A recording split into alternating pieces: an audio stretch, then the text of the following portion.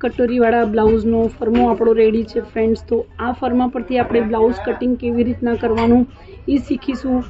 Main problem કટોરી મૂકતી વખતે આપણે કરીએ છીએ. જો કટોરી આપણે વ્યવસ્થિત ન મૂકીએ તો બ્લાઉઝ ફિટિંગમાં પ્રોબ્લેમ આવે છે. તમે કેટલું પણ વ્યવસ્થિત બ્લાઉઝ કટિંગ કરો કે વ્યવસ્થિત સીવો, પણ કટોરી તમે વ્યવસ્થિત ન મૂકી હોય તો બ્લાઉઝનું ફિટિંગ બેસતું નથી. કટોરીનો શેપ આપણે બ્લાઉઝ બન્યા પછી ખેંચાવવો જોઈએ, એના માટે આપણે પૂરબ રીતના કટોરી કાપવાની હોય છે.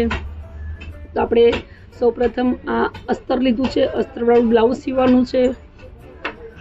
તો જેનો બંધ ભાગ છે એ આપણે ઓપોઝિટ સાઈડમાં રાખશું. આ ફરમાં પહેલાં આપણે બધા સાઈડમાં રાખી લઈએ. સૌપ્રથમ આપણે જે કપડું છે એ સીધું કરી લેશું, સીધી એક માર્કિંગ કરી લેશું. તો પહેલાં આપણે સ્કેલની મદદથી સીધી માર્કિંગ કરી લેશું. એના પછી ફર્સ્ટ આપણે હંમેશા બેક સાઈડ લેવાની. તો બેક સાઈડ આપણે વ્યવસ્થિત પાથરી દઈશું. આ જે ચોકનું માર્કિંગ કર્યું છે એના પરથી જ આપણે બેક સાઈડ પાથરી દીધી છે. અને હવે ફરમાની ધારોધાર આપણે એક માર્કિંગ કરી લેવાની છે.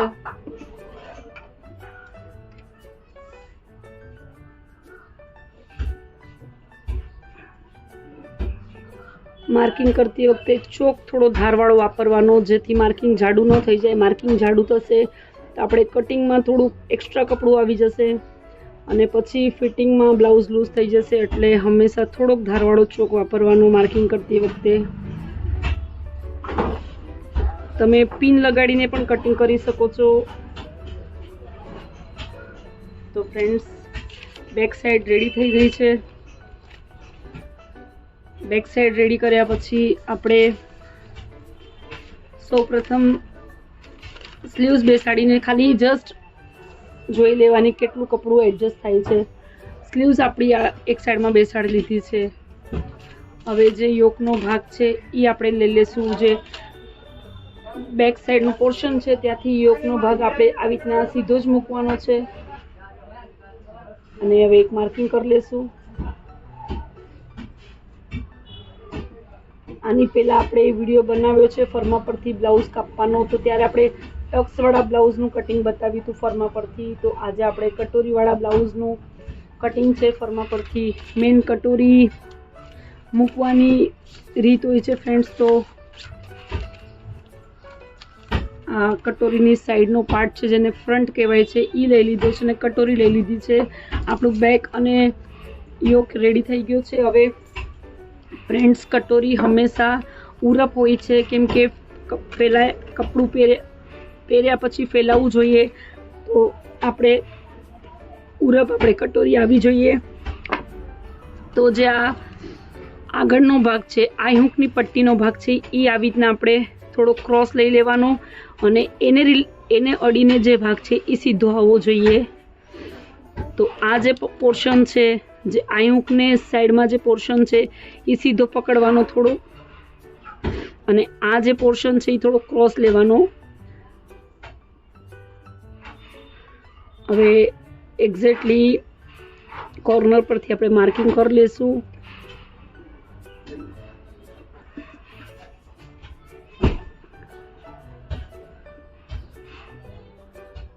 અને જે ચટકાની નિશાની કરી છે બધે એ આપણે સાથે સાથે મારતા જશું.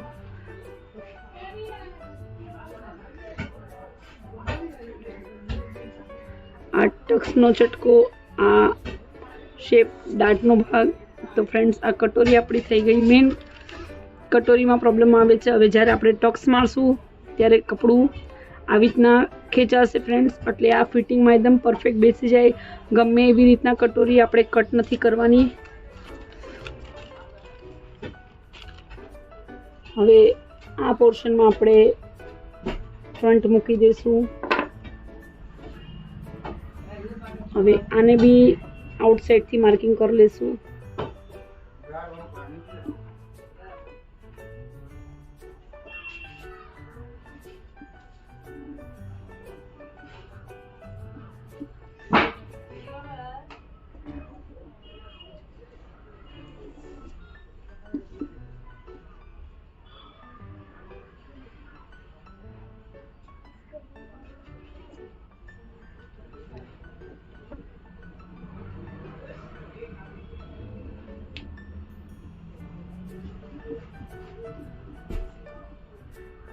તો ફ્રેન્ડ્સ આપણો ફ્રન્ટ પણ કટ થઈ ગયો છે.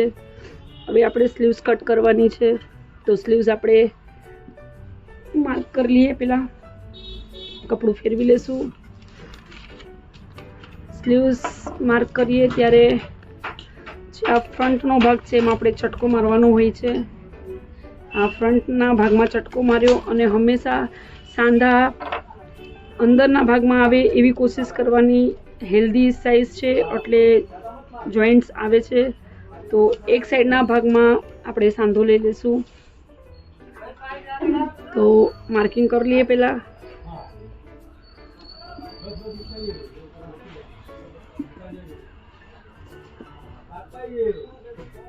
તો આ સ્લીવ્સની પણ માર્કિંગ થઈ ગઈ છે ફ્રેન્ડ્સ. હવે આપણે ફરમાંથી જે કટ કરી ડ્રો કર્યું છે આપણે ફટાફટ કટ કરી લેશું.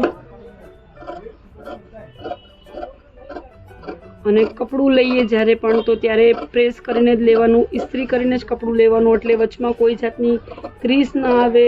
ક્રીસ આવશે કપડામાં તો બ્લાઉઝના ફિટિંગમાં પ્રોબ્લેમ આવી જશે.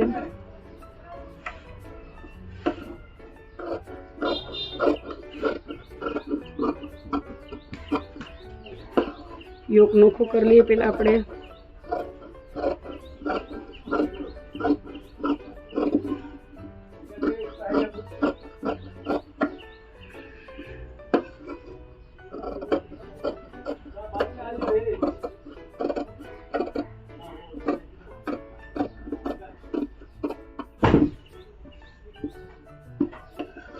ગળાનો શેપ આપણને જેવો જોતો હોય એવો આપણે રાખી શકાય છે. નોર્મલ તો એજેડ હોય તો મોસ્ટલી ગોળ ગળા જ હોય છે. તો આ બ્લાઉઝ પણ હેલ્ધી સાઇઝનું અને એજેડ લેડીઝનું છે. તો આમાં પણ ગોળ જ ગળું છે. હવે કટોરી નોખી કરી લઈએ.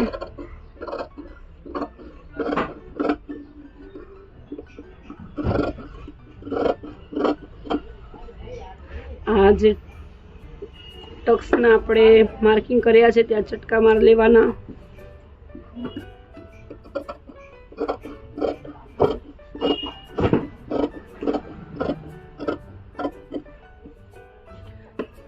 આગળનું ગળું થોડુંક ડીપ છે એટલે કટોરીમાં આગળનો ભાગ થોડોક મોટો દેખાઈ રહ્યો છે. કટોરી બી કટ થઈ ગઈ ફ્રેન્ડ્સ. મેન કટોરી પાથરવાની જ આપણને ખબર હોવી જોઈએ. કટોરી વ્યવસ્થિત આપણે પાથરીએ તો કટોરી એકદમ પરફેક્ટલી બેસી જાય છે. બાકી ખેંચાણ ન હોય કપડામાં તો બ્લાઉઝ છાતીમાંથી ફિટ લાગે છે. તમે કેટલું પણ પરફેક્ટ કટિંગ કરો પણ બ્લાઉઝ ફિટ જ બેસે છે. એટલે હંમેશા કટોરીનો ભાગ પૂરપ રાખવાનો હોય છે.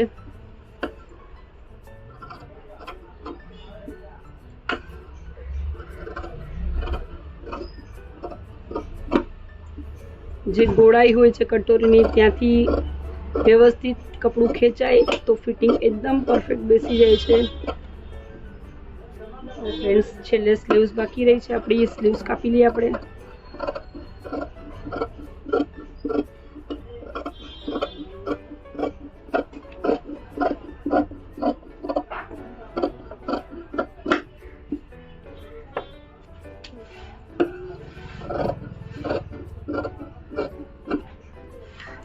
આપણા ફરમાં પરથી અસ્તર કટ થઈ ગયું છે. હવે આપણે કપડું કટ કરવાનું છે સાડીનું.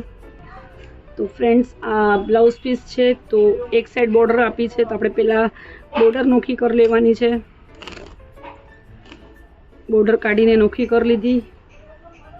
હવે આ પ્લેન કપડું છે આપણે ઊંધું સીધું જોઈ લેશું. એક સાઈડમાં ડિઝાઇન છે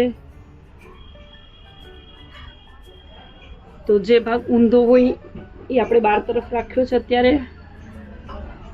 અને આવી રીતના ફોલ્ડ કરી લેશું એને. અને ફોલ્ડ કરી અને જે ઓપન પાર્ટ છે એ આપણે ઓપોઝિટ ડાયરેક્શનમાં રાખશું. આપણા ઓપોઝિટ ડાયરેક્શનમાં રાખી દીધો છે. આ ઊંધો પાર્ટ છે. હવે આ પ્લેન કપડું છે છતાં પણ લાઇટ ડાર્ક છે તો ક્યારે પણ કટિંગ કરીએ તો આવી રીતના ચોકના મદદથી માર્કા કરી લેવાના આગળ પાછળ, કે જ્યારે સીવવા બેસીએ ત્યારે આપણને કપડું ઘડી ઘડી ચેક ન કરવું પડે.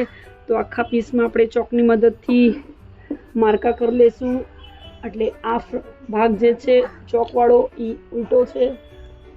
હંમેશા આ વાતનું ધ્યાન રાખવાનું, પ્રિન્ટેડ હોય તો ખબર પડી જશે તરત, અમુક કપડામાં નથી ખબર પડતી. તો ફ્રેન્ડ્સ, હવે આપણે ફટાફટ પેલા પાથરી દઈશું.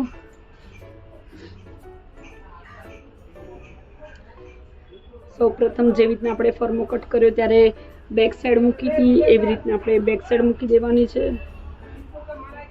હવે આ બેક સાઈડ મૂકી દીધી.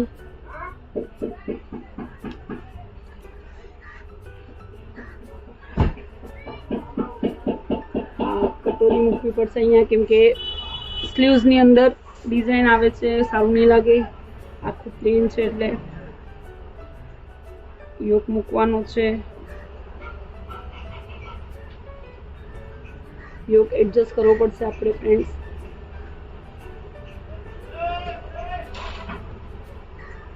હવે ફ્રન્ટ છે એડજસ્ટ કરીએ. પહેલા હંમેશા કપડું પહેલા એડજસ્ટ કરી લેવાનું, પછી કટ કરવાની.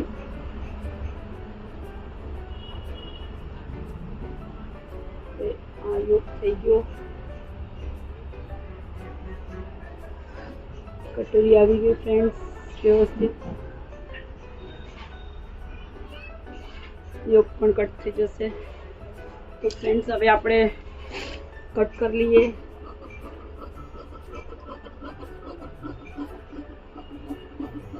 કપડું જે છે સાડીનું એ થોડું આપણે એક્સ્ટ્રા જ કાપવાનું, એટલે જ્યારે આપણે સીવીએ ત્યારે આગળ પાછળમાં ઘટે નહીં.